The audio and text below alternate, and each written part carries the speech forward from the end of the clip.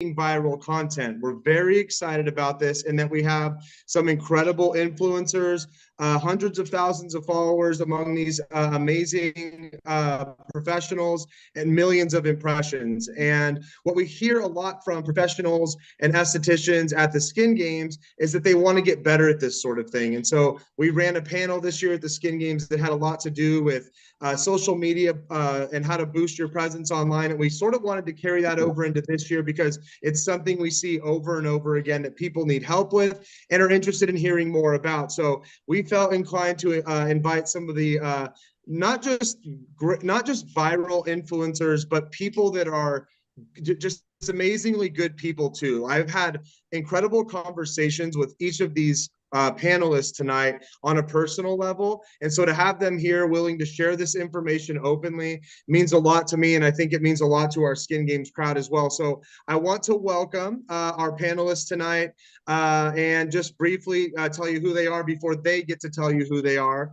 Our first panelist is Sonia Altamura, AKA the Skin Lady on Instagram. Sonia joined us for the first year at the Skin Games live in person this year. I was fortunate enough to go live with her the other day, and we're going to have some really great content coming from that conversation soon, but we'll welcome Sonia to the conversation. Michael Rosano, multiple time Skin Games award winner and finalist, influencer of the year at the Skin Games. And if you're a beauty professional, you probably know the name at Michael Rosano Skin on Instagram. Queen Elda, our waxing coordinator this year, at Waxing Queen Adventures on Instagram. Elda is a pro and a guru in all things waxing and education when it comes to waxing.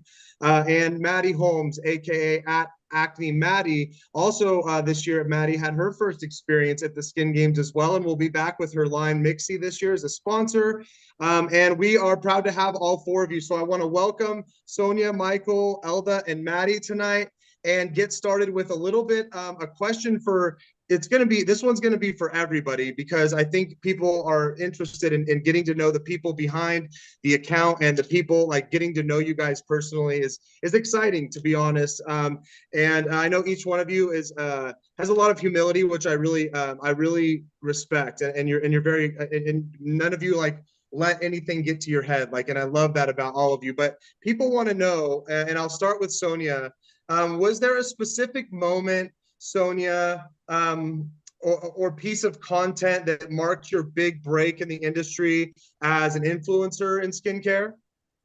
So thank you so much for having me. I absolutely love what you guys are doing, and I am ready to support you in any way possible, because even though this was my first event, I was honestly so impressed and blown away that I am like revving up and gearing up for this year's event. And I'm going to share as much as possible so that people can understand what this is about. So I just wanted to say that first. And thank you so much for inviting me. Of course. So when I was thinking about this question, I'm going to keep this short, but this is where it came from. For me, during the pandemic, when the world was shut down, when we couldn't work, I, like a lot of other practitioners, I really struggle emotionally. I was having a hard time. And what I noticed is a lot of people went to TikTok. TikTok got really busy, right? So a lot of providers started showcasing work. Even if they weren't working, they were going on there to talk about their products, to sell their products, to talk about their company. Like, we're going to open back up, so let's be as present as possible. And I remember watching that, and I felt like, oh my gosh, this is another outlet that no one talks about. So I've been practicing 20 years in this May, and social media was never really a thing. So now when we had to pivot, we weren't in the treatment room. How else can we show up in the industry so that we can showcase our work, so that we can sell products, so that we can keep the engine going? And for me, that's when I found TikTok, and I realized, okay, wait a minute. There's something here. I can still show up. I can still engage. I can still support people, make them happy. And then I will just end with this. There's a word that I discovered during this time. It's called Freud. So Freud, I know, just follow me, okay? So Freud is actually the word for when you are watching something and it makes you feel happy. So when we are making these videos with massage and we are doing dermaplaning, we actually get serotonin and dopamine release, right? That's why we love it. But that feeling when we watch other people feel good, it's called Freudophoria. And that's why in the spa industry, these videos go viral because they feel good to watch. When we are creating the art with the massage and the facial treatments, everyone else can actually feel a sense of happiness and joy. So what I did is I took those nuggets and then I started to replicate that into content where people viewing it can actually feel happy watching it and then want to engage while they're viewing it. So that's my personal I started during the pandemic. I really on before that. So that's my little how I got started. Perfect. Well, thank you for that. And I'm writing down notes here from each of you because I think all of this is so cool. I had no idea what that meant. I wrote it. I don't know how I don't know how to spell Freud, but I tried here, and I'm gonna have to get that from you afterwards. But I love that, watching other people win and succeed, right? Like, I think that's so important from what you just said. That sort of willingness to want to create stuff that's going to help others want to succeed, and the joy that comes from that. Like, I love that you're becoming more of a part of the skin game, Sonia, too, because like our conversation last week had a lot to do with this, right? Like how it kind of comes full circle and wanting to do good for others and seeing that sort of come to fruition in your own life. And I love that, and I think that's partially has a lot to do with your success. So thank you for that. I'm going to ask Michael next. Michael, I've seen you go, because I've known you now for 4 years and had many chats with you, and seen your follower count from your first year at the Skin Games to this year just astronomically blow up. And I want to ask you, Michael, was there the same question? Was there a specific moment, Michael, or piece of content that marked your quote unquote big break? Yeah, absolutely. I just want to, sorry, I'm a little out of breath. I had to run to the practice to get my phone, but we are here. We made it. I just want to thank you, Stephen, Taylor, and Jennifer for inviting me on the call as well. And one thing I did want to mention too, speaking of full circle moments, I wanted to shout out Sonia because she was my first mentor in the industry. I am from about 20 minutes south of where she lives now in upstate New York. So funny that we are both on this call. Love you, girl. But to answer your question, Stephen, I mean, the first reels that really started to do well was just me making an absolute fool of myself on social media and, putting the comedy out there. But what I noticed was I was getting a lot of traffic on those posts and a lot of engagement, but people weren't following me or people weren't sticking around. So I really had to figure out a way to retain these people that were coming into my profile, but didn't maybe see the comedic content as valuable enough to follow. And I never really thought of myself as an educator. So I never would have thought about myself like educating behind the screen and, educating on social media and like talking into the camera was nothing that I envisioned for myself. But eventually I don't know I'm trying to use an analogy. Eventually I kind of got out of my own head, as you said, and made it happen and kind of got really good feedback on how, people understood what I was saying or people had fun learning from me. And that kind of lit the fire underneath me to, keep going and make it better. And I ended up falling in love with education in the industry. And now I have I'm blessed to be able to go to trade shows and and teach people what I love and what I've learned in the industry. So I would say once I started educating and being able to retain that traffic was really when I noticed a steady following and a steady engagement on my account. Very cool. And I'm looking forward to later. I want to ask you a little bit about how you track that traffic. You mentioned like people not sticking around and stuff. And I know people want to know more about that. And I feel like, Michael, you mentioned you kind of just were yourself, right? And I want to talk a little bit more about this later too. But I feel like genuine, like when you're real, you're real. And I think people connect with that. And so I love that so many of your you have so many different types of, you have educational stuff and you have funny stuff. And I think you went from kind of starting, like you said, with being just your silly self, like that people love that, and people love you and you get to just sort of be that guy. And people fell in love with that. And then I want to go into later how you tracked that and how you knew that either people were sticking around and following what you were saying or not. But I think that the initial, what I get from you is like, originally you were just kind of like letting loose and just being like, let's see how this works, like throwing it at the wall and seeing if it stuck, being yourself, not being afraid really of what people thought in the meantime, right? Like, because you were like, whatever, I'm just going to post this and see what happens. 100%. Yeah, you hit the nail Yeah, on the yeah. head. All right, next is Elda, Queen Elda.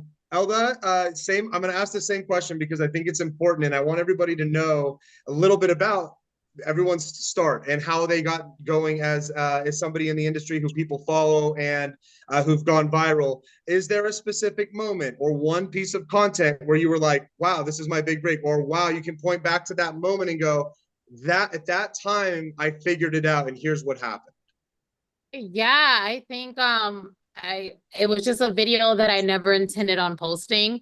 That's why I always tell people just post it, you know. I just posted the video that's been sitting in my drafts forever. Went to sleep. I probably like responded to like 2 or 3 comments because it wasn't trending as of yet. Woke up the next morning, 16 million views. Stop. Wow. Yeah. Overwhelming because it's like you want to answer all the comments. You have, you know, all these followers now just out of nowhere. And I mean the company as well that I use their wax, thank God I tagged them because they did great in sales. So I always recommend tagging the company. That's very important. But it just happened. It was just it really was a Cinderella story overnight. Even though people knew who I was, that happened for me on TikTok. But like the skin lady said during COVID, I was bored. I never had a chance to really sit down and think to myself, because when you work for a company for so long and you never really have a day off, it's like now you get to breathe, you get to relax, you get to plan, and you say to yourself, oh my God, I'm making this company thousands of dollars that I can make for myself. And that led to me being not only my own business owner, but getting into social media because you can't have a business nowadays without being on social media. It just doesn't really work, right? So I started looking into educating myself more as well as a waxer. And I was looking for free education and I couldn't find that during COVID. And I get it, times are tough for everyone, but there were just a lot of people charging thousands of dollars for like an online virtual Brazilian class. And I was just like ridiculous. So I started my YouTube channel because I found out that you can post, you know, nudity as long as it's educational, which I started doing. You can't do it anymore, but back then you could. And, you know, I made a lot of enemies in this industry, but I felt like I really loved my SD community and it wasn't fair to those who didn't really know what was happening during COVID time, especially the newbies, you know? So now it's like, okay, I just graduated. I need help. They don't teach us waxing at school, but this girl's charging $1,000 for a 30-minute Brazilian class. So I just thought it wasn't fair. I started my YouTube channel and that really took off as well. And I just never looked back. I've always been for the community, for the SD community. And I really strive on just always providing free education, if that makes sense. If I work with another brand and they want to charge, they can do that. But my belief is always to keep it free for the SD community. So yeah, and I've never looked back. What an amazing, that's amazing to go to bed and wake up with 16 million views, an actual like viral moment there. Like, wow, that's insane. And that's kind of like a dream come true, or maybe not a dream come video true. that's been sitting in my draft forever. Until you have to go answer all the comments and figure out what the heck to do with all that exposure. That's really neat. Maddie, same question to you. Maddie, as well known in the industry as Acne Maddie.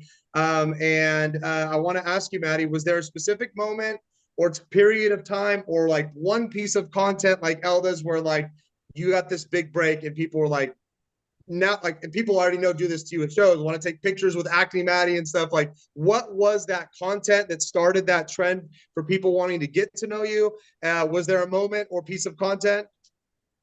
So it was kind of interesting because I had so many before and after photos from being an acne specialist, and I never actually utilized them. I kind of they were just in my camera roll, and I didn't have Instagram for my business.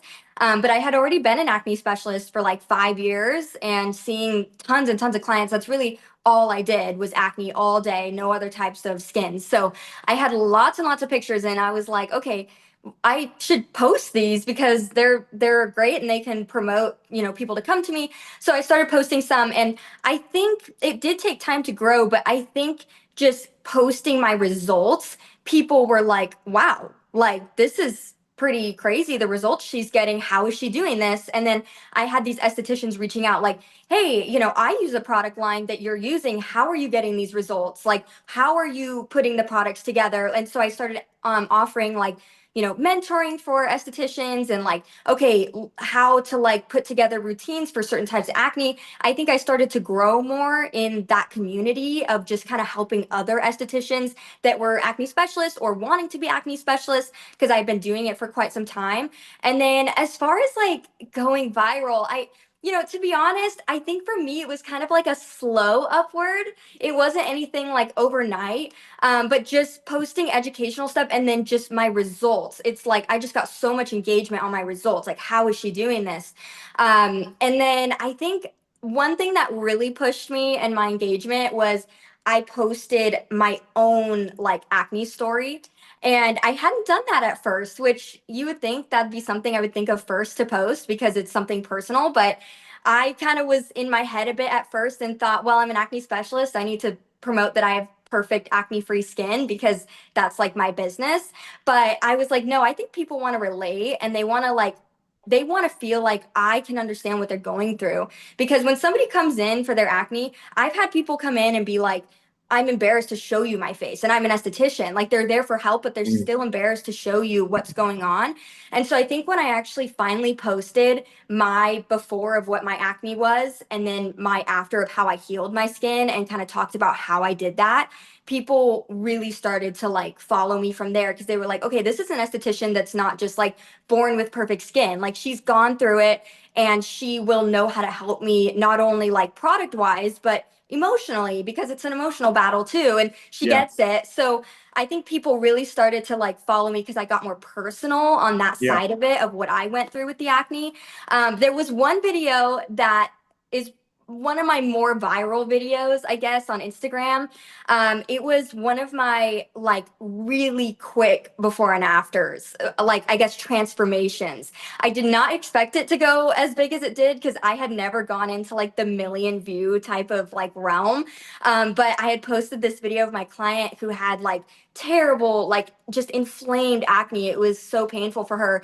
And I had taken a video of it when she first came in, and she came back to me. I gave her a regimen, all the stuff to start. And her skin just responded so quick, which obviously everybody's different. Some people don't respond that quick, but she just randomly was one of those people where her skin just like really responded quickly. And so only 2 months later, it was all clear. And I took a video and I just posted that before and after video, and it was like 2 million views. And I was really shocked by that, but I think people were just amazed by like, oh my gosh, how can you heal something like that, and of course and then I had to go on and be like, okay guys, don't expect those results in 2 months for everybody, because that's not, it's not realistic, but for her it just kind of happened. So that was one that definitely got me a lot of people, even people kind of being negative though, people being like, you're lying, or she used medications, you didn't do this. Like I got some negative stuff too, but my thing is like, you know what, I mean, of course you don't want tons of negative engagement, but engagement is engagement. And if it helps people and they see it and they can get helped,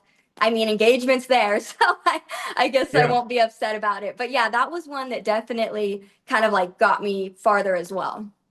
Yeah, those are great. I think two things that I really took from what you just said is, one, you had these before and afters that you kind of didn't know what to do with, like they were going unused. And it made me think about the skin games and how many people join the skin games, or sponsors too, like who don't really know how to go about portraying their work, and like they take before and after the videos, but like we're all about that. Like it's kind of what we're all about, is like results, before and afters, how a product works. So it made me think about like how great this is going to be for people to rewatch when you're rewatching this, like, and you go, oh my gosh, I have so many before and afters, because I feel like some of our own posts, like for sponsors and stuff that we repost, the best ones are the ones of people, they're just literally before and afters. They get the most views because people really do want something that works, genuinely works. Or people have a personal story about, so, oh my God, I've gone through that and look how amazing that transformation was. So I feel like there's a lot of a personal touch when it comes to before and afters. And I think it's also fascinating that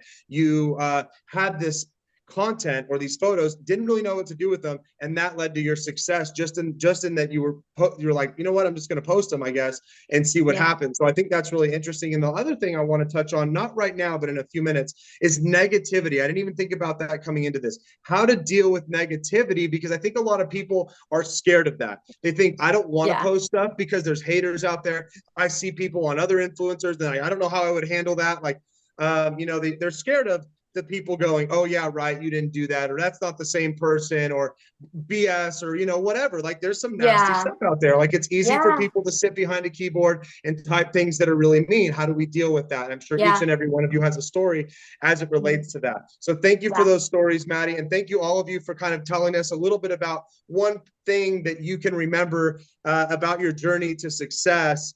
I want to skip back to Michael, who mentioned traffic and how he monitored that, Michael. When you are looking at a post, Michael, and you said early on, you like would track the success of something and see if people stuck around or followed you. Can you share with us the metrics that you track to evaluate whether something is successful in your eyes? Yeah, absolutely. So I'll be honest, at the very beginning of my social media career, I like analytics and things like that, just big words scared me. So I just didn't know how to do it. But then eventually I was like, okay, we're getting traffic. We should probably know what these words mean and how to look at these numbers. And I would say like when you're actually obviously you want to have like a business or a creator Instagram. I don't know how TikTok works. TikTok overwhelms me, but I do know Instagram, and you want to make sure that you have that kind of Instagram account so that you can look at your analytics and see your traffic and engagement and your numbers.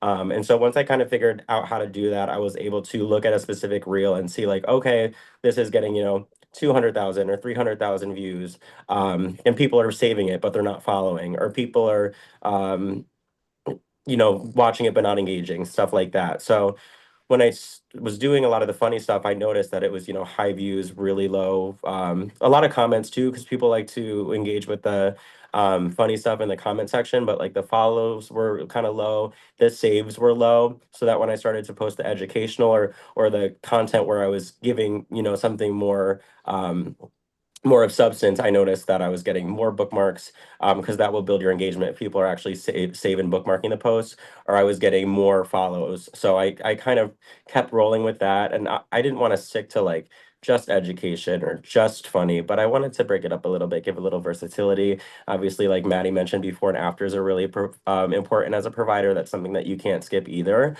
So I think kind of getting off track a little bit, but having a variety of content is really, really important too, to keep your audience engaged and changing it up a little bit.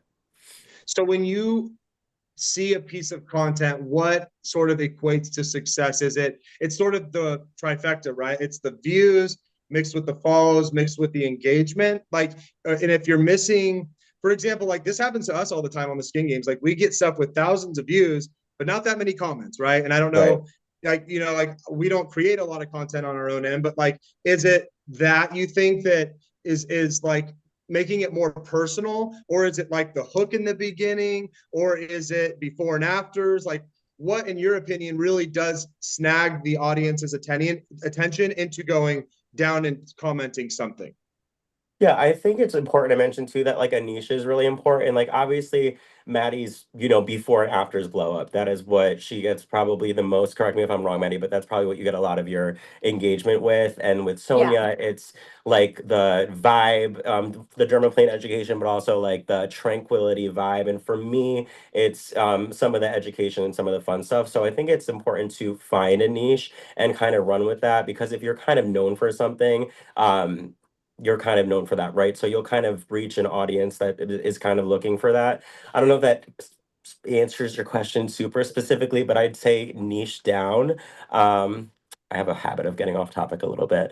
And I would say something else that's important to mention too is like follower count and like views are probably the least important metrics in my opinion, because I could go buy 100,000 followers tomorrow if I could Right. afford it. If I could Sure. afford it, I probably can't. It's probably expensive. But my account is not getting any engagement. I'm not reaching, potential clients, or I'm not reaching potential estheticians that I could mentor or inspire by Right. buying those followers. So I would say the actual engagement of the comments, the bookmarking, and the follows is the engagement that you want to be looking for, because that's what's really, really important. For sure. Now you mentioned a lot about Instagram there. I want to hop over to Sonia and Elda, who mentioned TikTok. I know we have a lot of people who dabble in that or are interested in that too. I'll start with Sonia. Sonia, on TikTok, how do you sort of gauge success? I don't know a lot about TikTok. Feel free to dive into other platforms as well. But how did you sort of, I think you mentioned during COVID, like you started getting, correct me if I'm wrong, little, more trendy on TikTok. How did that work for you? How did you gauge your success on that platform and other platforms? Okay, so when it comes to picking a platform, I actually started more on TikTok and then transferred over to Instagram. What I found is TikTok was more user friendly for the creative artist, and and then Instagram picked up a lot of those editing abilities, and it tend to be more of a stable platform. So I did start on TikTok, but based on the abilities, I did tend to go over to Instagram, especially with everything going on, and TikTok might be coming down. I just transferred over.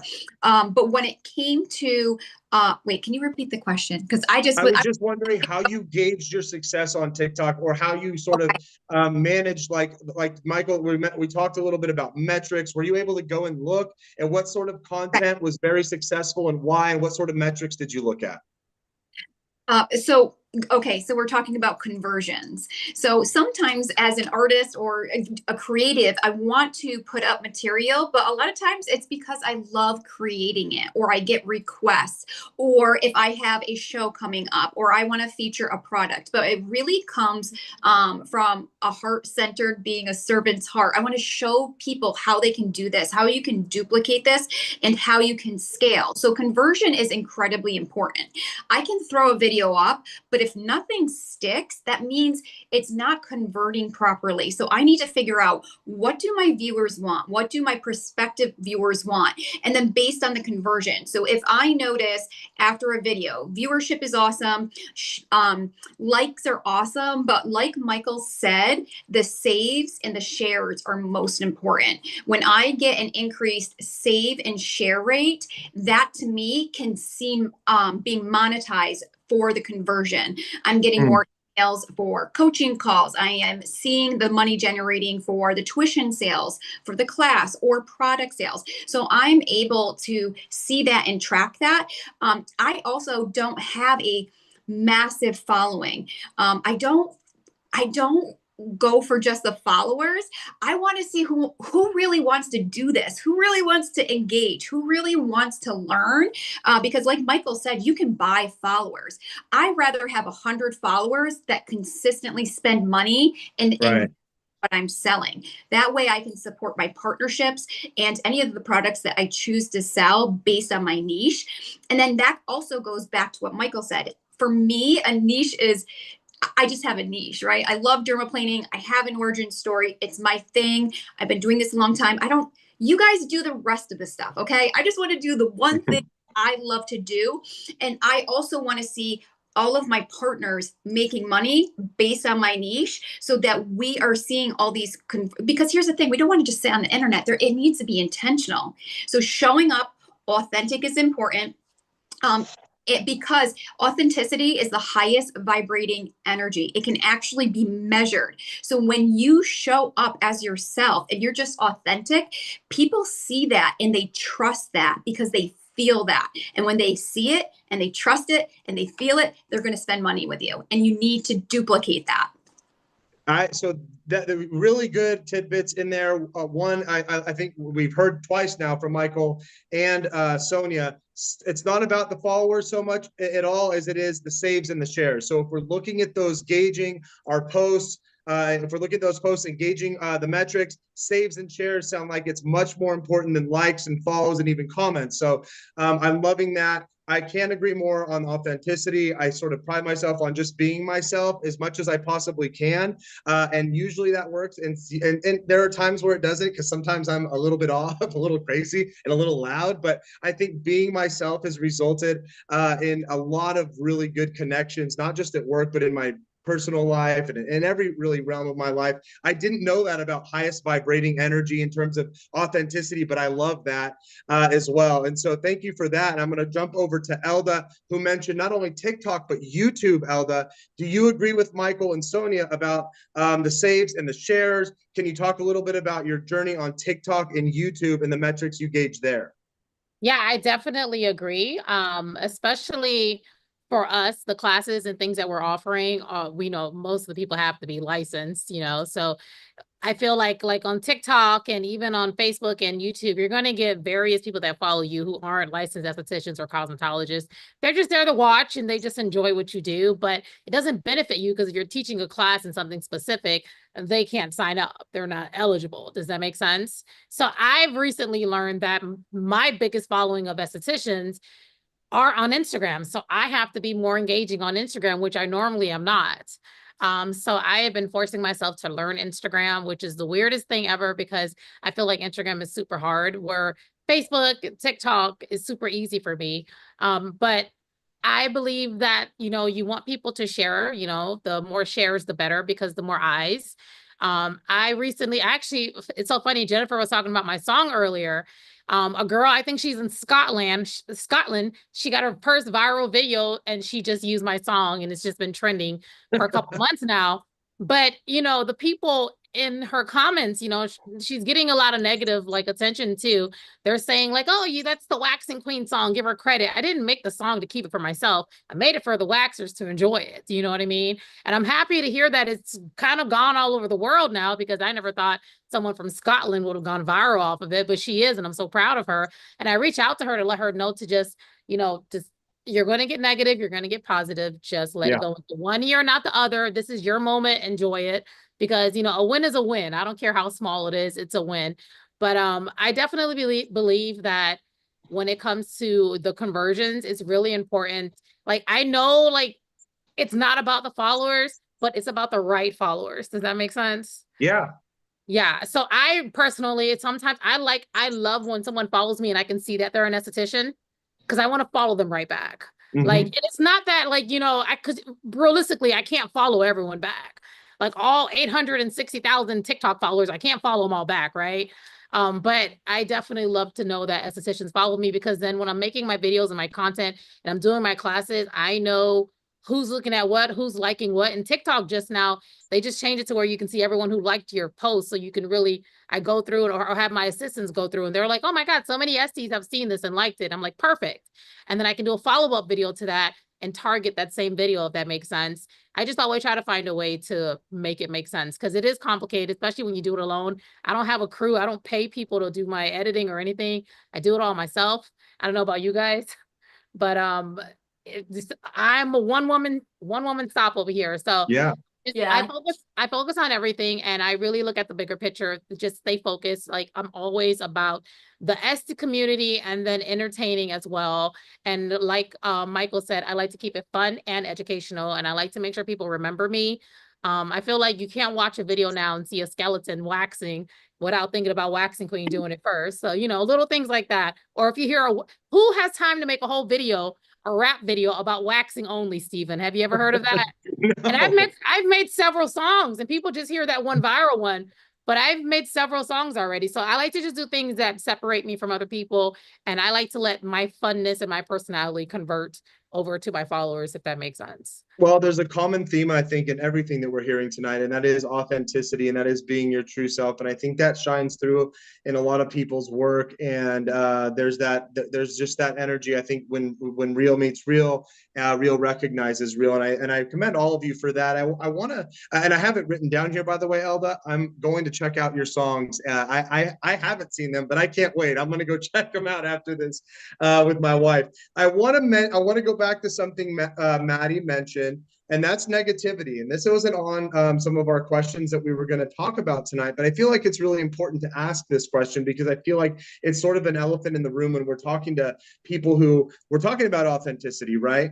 And we're talking about being ourselves, and imposter syndrome creeps in. It's that sort of, we hear this so much today, that these words, imposter syndrome, and the skin games, it's something we deal with all the time. We talk to estheticians almost daily that either tell us they're too scared, they're worried, they don't know what to expect, so they don't want to sort of get outside of their comfort zone, and they want to join it, or they join and they don't finish their case study because they're so worried about what other people think. You guys are all influencers, and so you deal with a lot of input, both positive and I'm sure negative. I don't go and see any of I've never seen any negative comments on your guys' pages. I don't, focus on that sort of stuff, but I'm sure you've encountered it. So I want to ask Maddie, how did you mentioned, Maddie, you sort of brought this up and said it can be used as a good thing, right? We've all heard that term, negative press is good press too, sort of, right? Like people, at least Yeah. people are talking about me.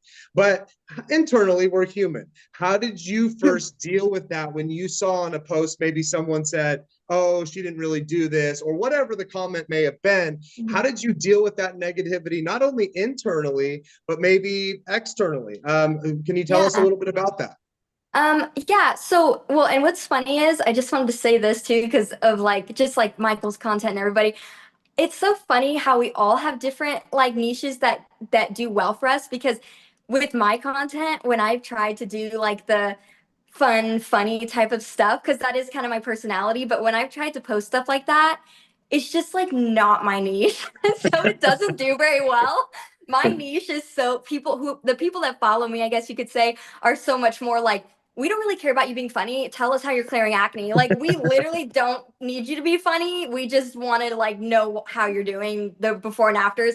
And I think it's so funny because I tried to delve into like the funny part and it just did not go well for me. But anyway, so the negativity stuff. Okay, so I didn't have it much at first.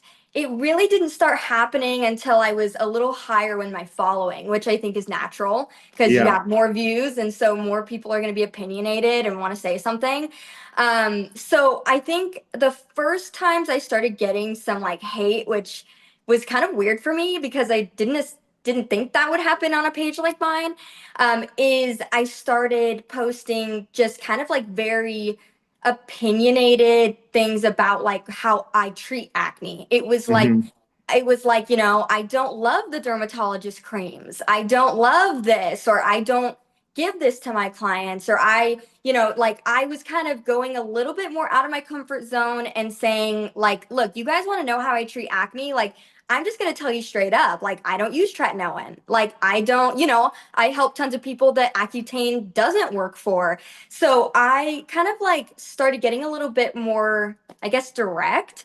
And Yeah. that's when I started getting people like, Sure. you know, tretinoin changed my life. This is dangerous to put out there. Or Yeah. I posted like, okay, if you're going to take Accutane, then just look into the side effects. And it's not even me being like, don't take Accutane, it's the Right. worst thing ever. It was Just just look like, into hey it. guys, like, these are the side effects that can possibly come with Accutane.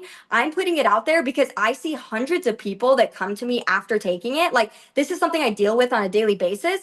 And people just like killed me in the comments. It was like, Yeah. you know, Accutane's the best thing ever. You don't know what you're talking about. You're creating, what is that word? Almost like a, Misinformation or yes, yeah. you're scaring people. Yeah. You're scaring people to sell your own products. This is you scaring the public because you Right. want to sell what you do. And I'm like, Fear mongering. yes, fear mongering. And I was just kind of like, at first I was like, shoot, like, I don't know if I should keep posting this stuff. But the other thing was like, people wanted to know my opinion. They kept asking Sure. me, do you recommend this? What do you recommend? How are you getting these results? And I'm like, I'll tell you guys right now, it's not those things. So I'm just going to tell you how I do it. And my thing is I started to realize not everybody's going to agree with you. You have people that follow you that do agree with you and are like, yeah, I totally agree. This is how I view it as well and how I treat my clients. And then you have people that are just going to be so upset about it and they're going to voice it. Mostly the upset people voice it, Yeah. which just is how it is. But I think I just was like, you know what? This is how I treat acne. This is how I've gotten success for like 7 years. And if you don't agree with me, that's okay. Like, I'm not going Right. to come at you and be like, you know, you're wrong and fight with people. I'm not the type to like fight with anybody online. I'm just like, well, if you don't agree with me, then just scroll past and unfollow me. Like, that's, Right. this is what I'm going to post. I'm never going to be posting anything opposite to this. So if you don't like it, you might as well just not follow me, you know? Right. And I think that's where it comes into like, you want followers that like what you're doing. You know, you don't want just tons of followers because maybe a lot of them don't agree with you. But I had one specific thing that happened that like it really shook me. It made me cry. I was crying. I was Oh. like, I don't know. I just never experienced something like that. So I had posted a video because I was like, you know what? I'm just still going to talk about what I want to talk about, and that's okay. Yeah. So I posted a video talking about the 5 things I would never do as an acne specialist. And one of the things was talking about how I just personally don't have clients use tretinoin, stuff like that. Because we're doing research on tretinoin, it has one pore clogger in it and just different things like that. So I was just talking about my opinion about it. And one of this influencer guy who's I mean, he's kind of known for hitting on people, if I'm honest, but he's not an esthetician. He's like a marine biologist or something. He's known for making hate videos on specifically like skincare people, which is really odd. But he took my video and pretty much trashed on me for about 5 minutes about what I was saying that, you know, to be an acne specialist, it just takes, you know, a $300 course. She doesn't know what she's talking about. She has no idea how to treat acne. She's an idiot. I mean, just trashed me for like 5 minutes.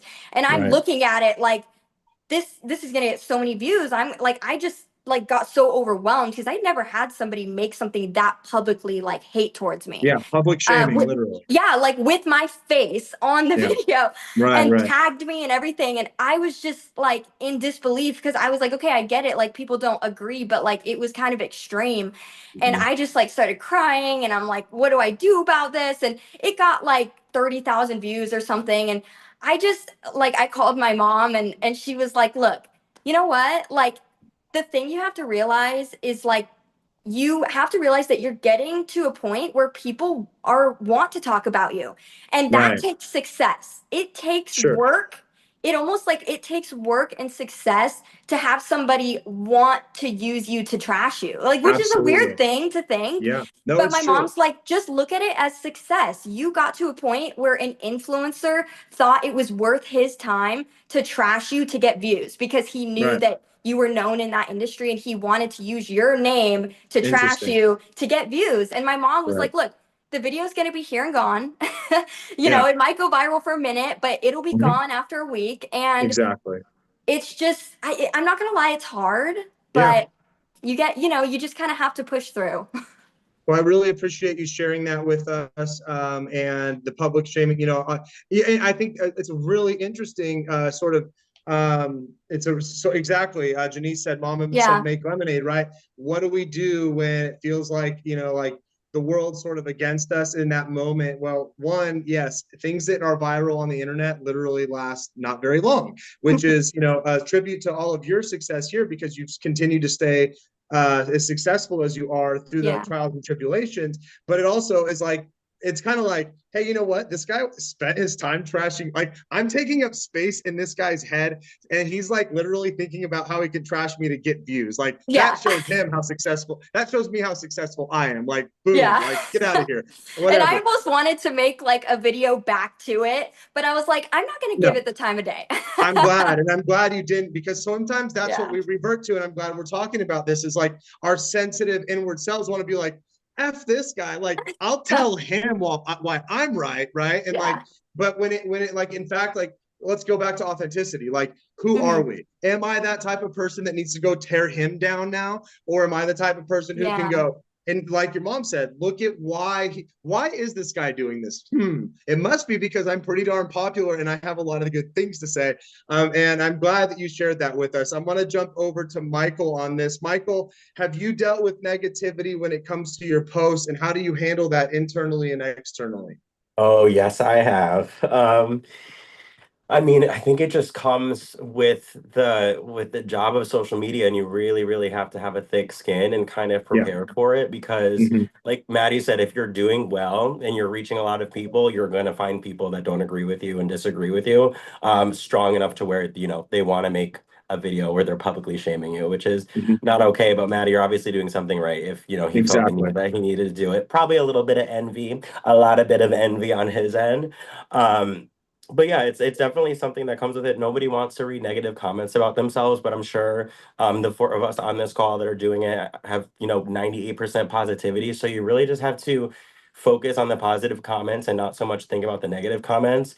People are mean. I've had videos that go viral and people are commenting on my sexuality, and I'm like, I don't know what my sexuality has to do with the fact that you think wearing sunscreen causes cancer, but to each their own.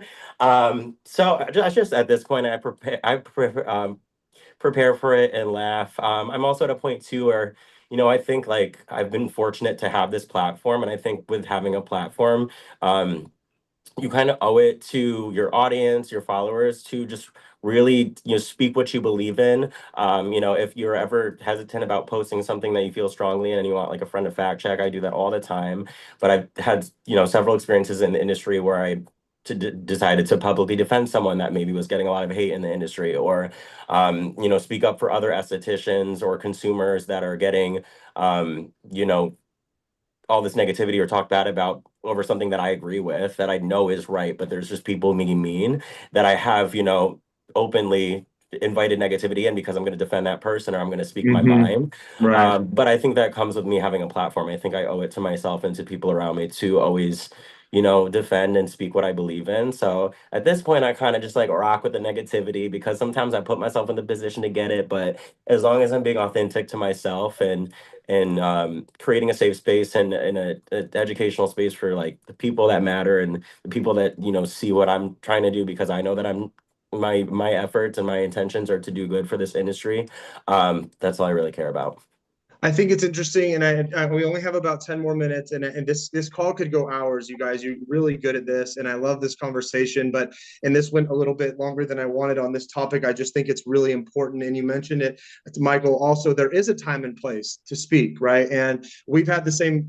We look, we're the Skin Games. We've had people say it's rigged. We've had people say, all sorts of things, right? Some terrible things, right? We've had to come to the defense of brands and sponsors and people and things like that as well.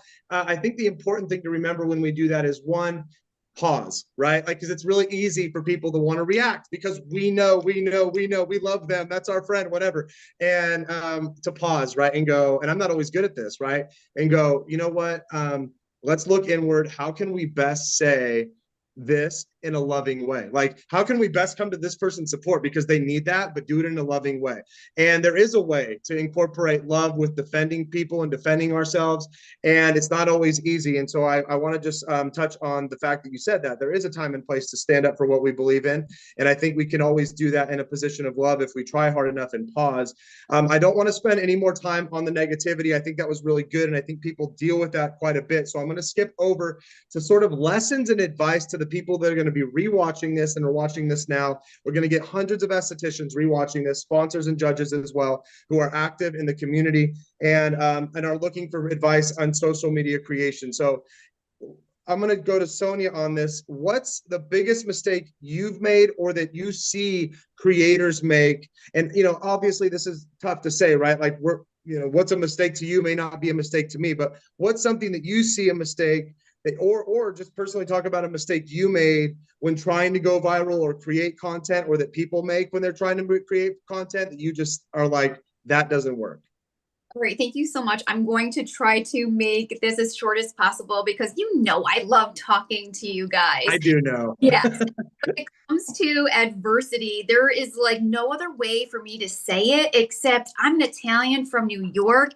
I was born in the fire of adversity, and I just feel extremely comfortable with conflict because we're crazy Italians. So when I this, a lot of people had their feelings hurt, and I'm like, this is a day. But having that resilience and being able to be battle tested, but still be able to push through and want to showcase the work without feeling like you have to pull back or feel like you have to hide, that's actually a skill set you learn. That doesn't happen over time. That is a sense of resilience. And if you feel like you have a call to duty, there are certain things like I have a call to duty. I have a call to showcase work. I have a call to advocate for my clients. And if there are things that are negligible or there are things that are being done negligible, I will chime in. So I actually have been on both sides.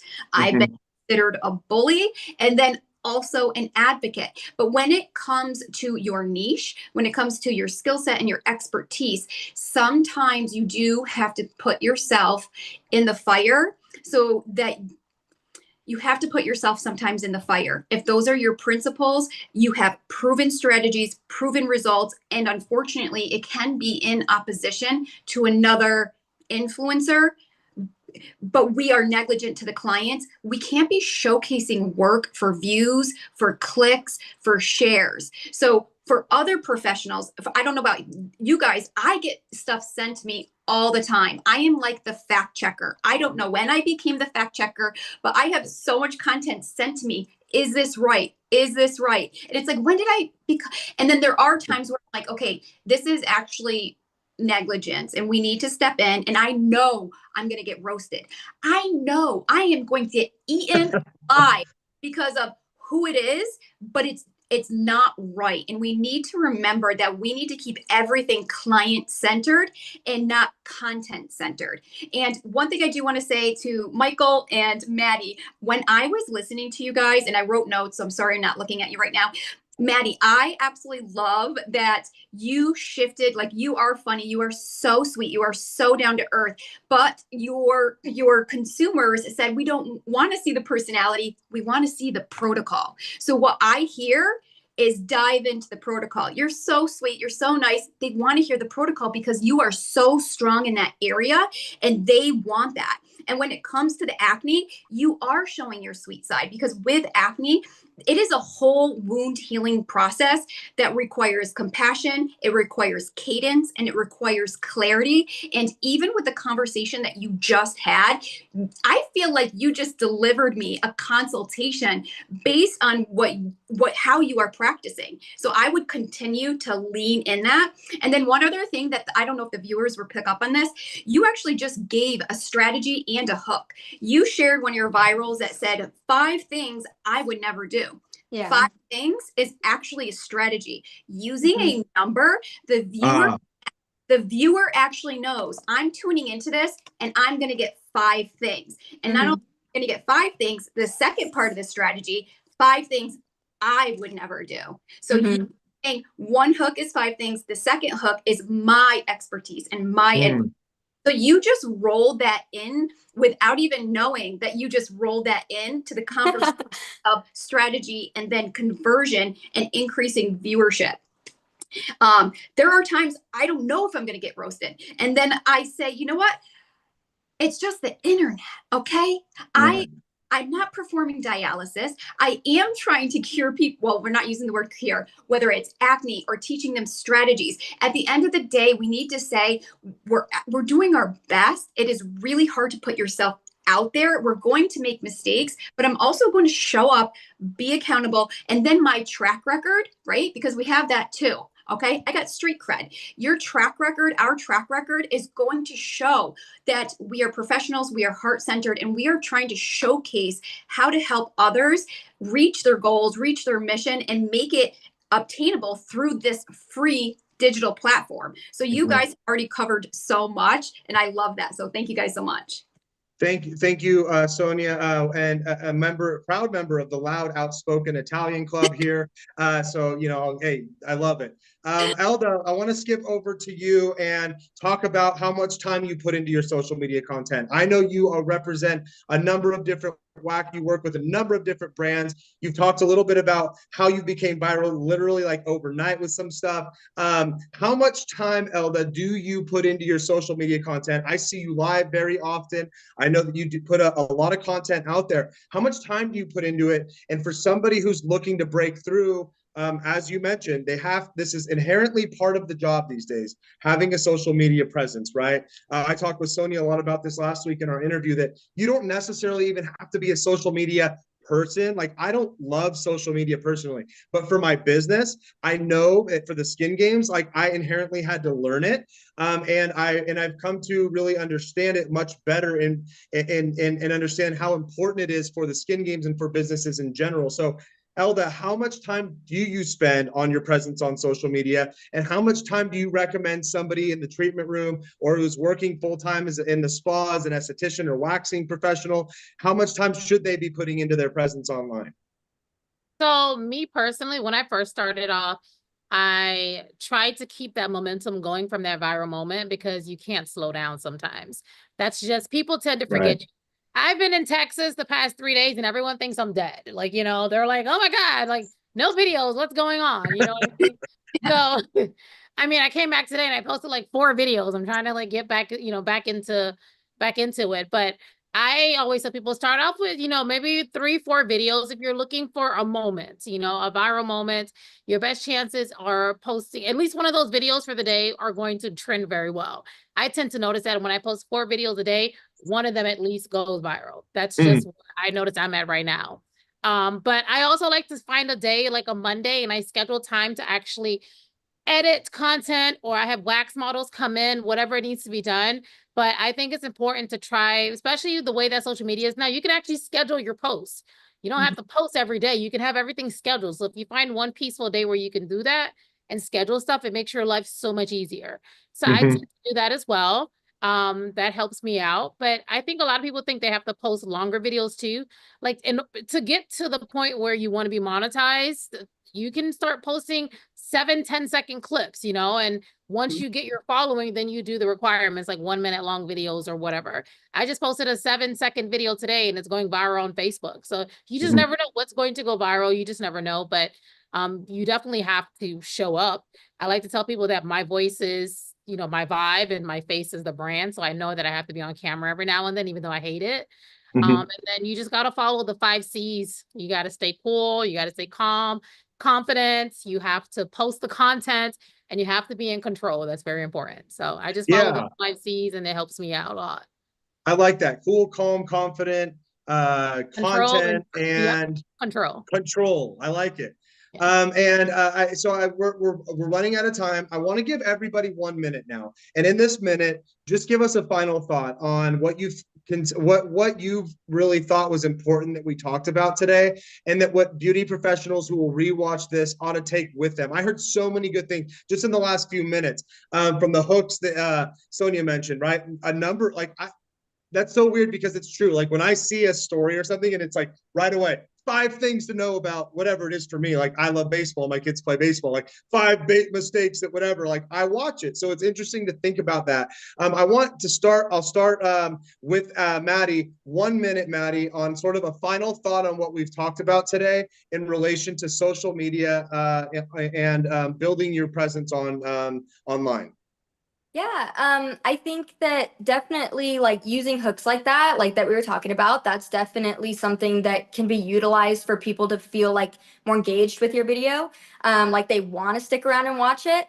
So I do think that's important. Another thing I know Michael was talking about is just, I think people get really stuck on the follower count. It really does. It makes you feel like either you're successful or you're not. How many followers do I have? How many does this person have in the industry? Why don't I have as many as them, or whatever it is? And I think you have to remember that it is easy to go online and be like, well, you can just buy them. But one thing that you have to remember is with buying followers, so say, okay, your followers go up, by 10,000. Well, your views don't, because they're fake. And your comments. Yes. And so Instagram actually picks up on that, the algorithm, and it will actually kind of like not show your content anymore because it can sense that you're doing something sketchy. It will literally, like, Instagram like looks at it and goes, that's sketchy. We're going to kind of like not push her content. So it's almost like you think that getting the higher follower count is going to like push you up in a way, but Instagram kind of sabotages that idea and goes, no, like we don't like sketchy, so we're not going to show your stuff. So I think that's really important. One other thing I'll just end with is, I think one thing that really kind of grew me is just my like brand identity. I became like this Acne Maddie name that everybody knows me as Acne Maddie. I niched it. I like named myself. I'm blue everything. People know me for blue. They DM me, oh, this is blue, you should buy it. Oh, Maddie, this is your color. I just like became this color, and it kind of happened randomly, and I just went with it. Everything I do is blue, my nails, everything. So that I think is important too. Like, have an identity of your brand, like have a name people know you by, have maybe a color, maybe a logo that you put on everything. Mine's Acne Maddie logo. Like, people can see it and then they know that's you. So I think that's important too. Yeah, definitely. Good tidbit there for sure. Let's hop over to Michael. 1 minute, Michael, in closing, just anything that you felt was really instrumental tonight that was spoken about or that we didn't talk about you'd like to add here at the end. Yeah, I would say some of the things that definitely stuck out to me that are really really important is definitely the authenticity piece. the analytics piece, understanding how to read analytics to see what, you know, what your audience likes and what's doing well. And kind of off of Maddie's point, niching down. I think niching down is really, really important. I called out everyone's niche today in this room because everyone does it so well. And that's how I remember people, and it really helps you kind of make your stamp and I'm rambling at this point. It really makes your stamp in the industry. So definitely niching down. You can try different things at the beginning and see what you like doing, but also what your audience likes doing. But you really eventually want to niche down and be known for, you know, one or maybe two things max. For sure. Thank you, Michael. And Sonia, 1 minute Thank you. to close. Okay, so everything that I'm hearing, we really are sharing the same thing, which is our origin story. That is something that I forgot about for a long time because I was just working. I'm just an esthetician. I'm working, and for a long time, I forgot my origin story and how I started doing all of this. And that in itself, it was pivot or perish. And that in itself was inspirational. And a lot of estheticians, once I started sharing the origin story and how I got here, why I love this, why I do that, it started to click. And then that's where the viewership and that's where the, we'll say, you know, loyalty to the brand really became, because I was then humanized, right? Then also they can see a part of themselves in me. And how does your origin story align with your mission to create legacy? Because we're not just doing facials here. This is a career. This is what we want to show the world that we're known for. What is our mission and how are we following through so that we are always known for this? And that is something I'm definitely trying to do. It's all about the journey. It's all about sharing our journey and allowing our viewers to see a little bit of themselves in us. And when we show up and we're able to be raw, be vulnerable, share our ups and our downs, they're going to say, you know what? I'm okay in this space because that's actually me too. And a lot of people give up in the first 3 years. They do not follow this career. If they don't make it in 3 years, a lot of times they don't make it to 5.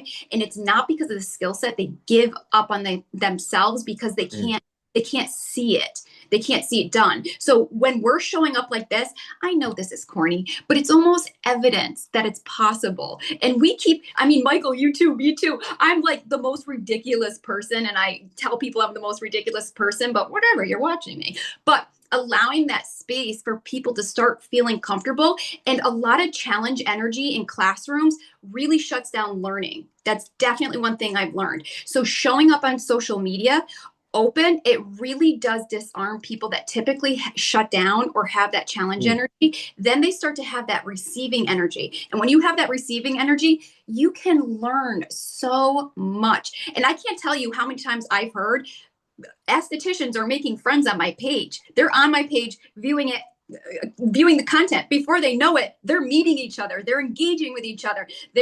This is community. Everyone talks about a tribe or a community. This is actually how it's done. And I just love this stuff. Yeah, absolutely. Elda, 1 minute on how, just a little bit, like what happened tonight? Did we miss anything? It's just a rundown of what we've talked about tonight. So I think from the three of these lovely humans here, I'm a little different because I think I'm the only waxer, right? Yeah. Yeah. So my thing was like, how do I be different? Because you think about it, it's just wax on, wax off. Everyone's doing the same stuff, right? So I said to myself, you know what? I want to be a trendsetter. I want to create new words and stuff. Like I have this thing where I don't say stagger pulls, I say stagger dagger. And now everyone's saying it, even the people who don't wax, and I got t-shirts coming out that say stagger dagger. I'm just making a trend for myself. Right. I've always noticed that people throw wax beads into a pot and they mix them, but I mix it so beautifully on a stick. And so I started doing that. I started my own trend. I feel like when you see someone else do it, you remember who did it first. Yeah. And it always reminds you, even though you're learning a new content creator, it reminds you of the person that did it first, right? So absolutely. I feel like I just want to be a trendsetter. I started doing those songs to be different. I added my little skeleton, which you need to go check that out, Steven, by the way, if you haven't seen it before. but I started that and everyone asks for him all the time. So I just wanted to always be different and unique. I didn't want to look like the normal waxer on social media. And I'm happy that I went that route because everyone recognizes me for my voice. I think when I went to Texas, maybe 50 people approached me, not even knowing what I look like. They just heard me talking. You know what I mean? Oh my God, are you the waxing queen? Can I get a picture? And, you know, just hearing how I encourage them to go to school to become estheticians or how I encourage someone to get their first Brazilian wax. It just makes me feel good overall, knowing that what I'm doing and what I love to do is helping others do what they want to do. So just do it, guys. Show up. What I love about and wrapping up for me, and what I want to say to all of you here on the panel, and then to those watching, that I took from this is, yes, of course, authenticity is one thing. I think even Elda, just again, like without even using the word, talked about what she does. Like, I'm going to just throw out different words out there. And then like, it's with as many people as follow, like it becomes a trend. It becomes cool. Like, you know, and I've seen the same thing happen with Michael, where Michael does something. And then I see a bunch of other estheticians doing the same thing with their comment. And like, and the last thing is like, I am so grateful to have found you four, and that the fact that you'll all be at the Skin Games this year, I think is such a big deal. We did a social media panel last year. I hope we do something similar this year, because things like this, conversations like this, the ability to put yourself out there, be vulnerable, talk about failure, success, authenticity, and doing it like no one here is being paid tonight. Like we're not like, you know, like all of you know that the success and all that stuff, it comes full circle, right? Like us being here talking about this is going to lead to the success that other people may go, well, show me this and then I'll do that panel, or show me this and then like it's just, I think, a testament to each and every one of you that you're here talking about this so openly, so freely, so authentically, and I want to thank you all for that. So again, Elda, Sonia, Michael, and Maddie, thank you so much for your time tonight. Thank you for becoming partners over the years and with the Skin Games. Even if this is your first year, like Sonia, like I'm so glad that these roads have crossed. Michael talked earlier about how weird it is, like it's come full circle that Sonia and him connected earlier in their careers, and now ironically they're on this call tonight. Like that's what we love about the Skin Games, and that's what all of you have talked tonight so much about. It just like how being yourselves has led to you ultimately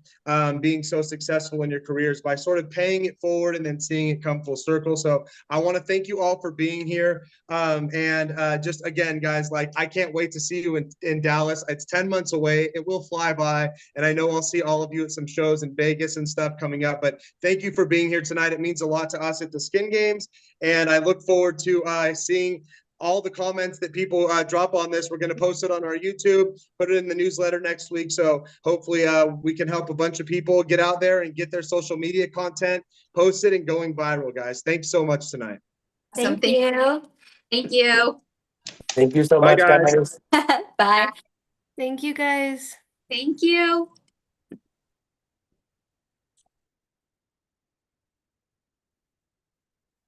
Yes, thank you guys. Have a good night.